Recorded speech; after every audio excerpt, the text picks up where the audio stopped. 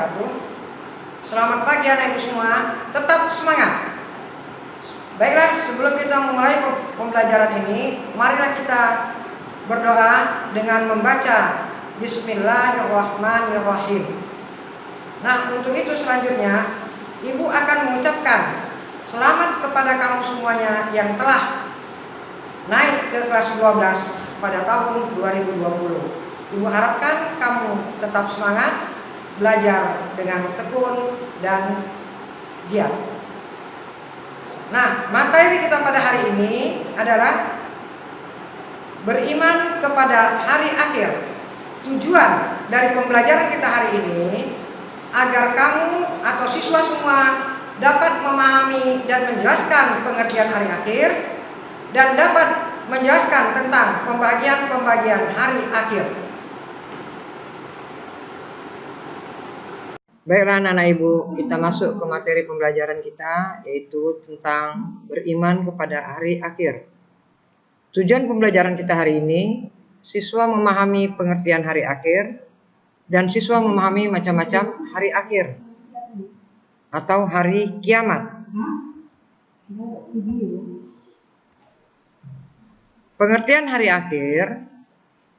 akhir menurut bahasa artinya hari penghabisan. Dapat juga disebut dengan hari pembalasan.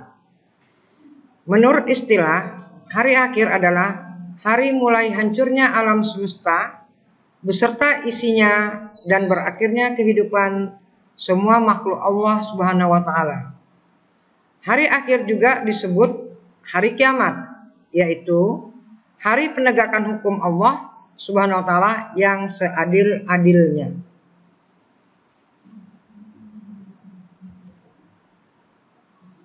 Kemudian selanjutnya, macam-macam hari akhir.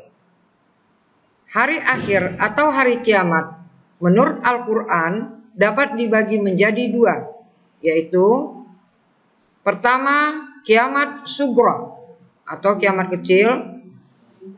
Kiamat sughra adalah peristiwa datangnya kematian bagi semua makhluk, termasuk manusia, yang bersifat lokal dan individu.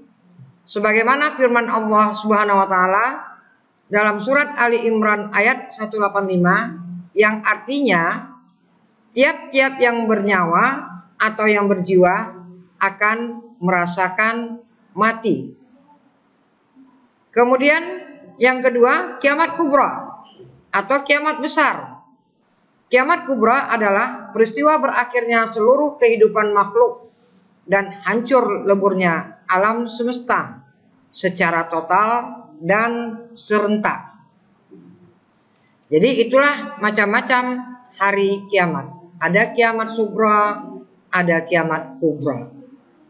Nah, untuk ini ibu akan tampilkan contoh tanda-tanda kiamat sughra dan kiamat kubra.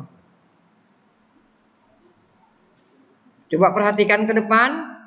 Contoh tanda-tanda kiamat, yang pertama adalah kiamat sughra, yaitu meninggal dunia. Kita melihat gambarnya itu adalah kecelakaan, meninggal dunia. Kemudian banjir, gempa bumi, tsunami, longsor. Inilah yang terjadi di negara kita, di wilayah kita yang kita alami pada saat ini. Nah, kemudian contoh dari kiamat kubra. Kiamat kubra ini adalah suatu ledakan dahsyat yang terjadi di permukaan bumi. Jadi inilah dia contoh dari tanda-tanda kiamat. Tanda-tanda kiamat itu memang ada, ya, tapi ini ibu hanya memberikan contoh-contohnya saja. Kemudian proses terjadinya hari kiamat tersebut dijelaskan dalam firman Allah Subhanahu wa taala dalam surat At-Takwir ayat 1 sampai 3 yang artinya apabila matahari digulung, apabila bintang-bintang berjatuhan, dan apabila gunung-gunung dihancurkan.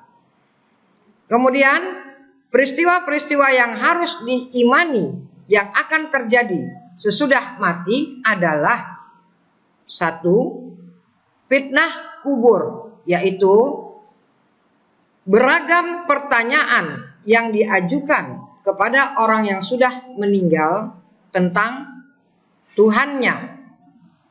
Siapa Tuhannya? Ma Rabbuka, agamanya, kemudian nabinya, imannya, dan kiblatnya.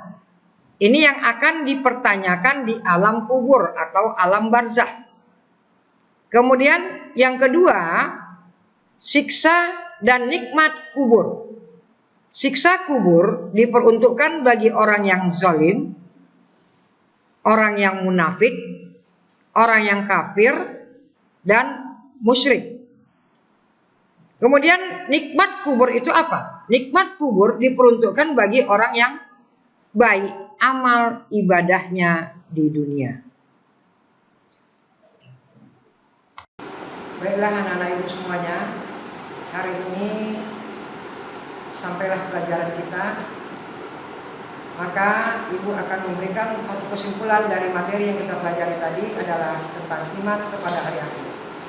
Kesimpulannya adalah hari akhir adalah hari mulai hancurnya alam semesta berikut isinya dan berakhirnya kehidupan semua makhluk Allah Subhanahu wa taala. Nah, kemudian pembagian hari akhir menurut Al-Qur'an, yang pertama adalah kiamat sughra, kiamat kecil, dan yang kedua adalah kiamat kubra, kiamat besar. Baik, untuk berikutnya, materi berikutnya kita pertemuan minggu depan adalah tentang pembagian periode hari akhir. Ibu harapkan kamu baca semuanya, ya, kita ketemu di minggu depan. Nah, ibu akan berpesan kepada kamu, jangan lupa tetap semangat, jaga kesehatan, kebersihan, jangan keluar rumah, dan jangan lupa melaksanakan sholat 5 waktu sehari semalam. Dan ibu akhiri dengan Assalamualaikum warahmatullahi wabarakatuh.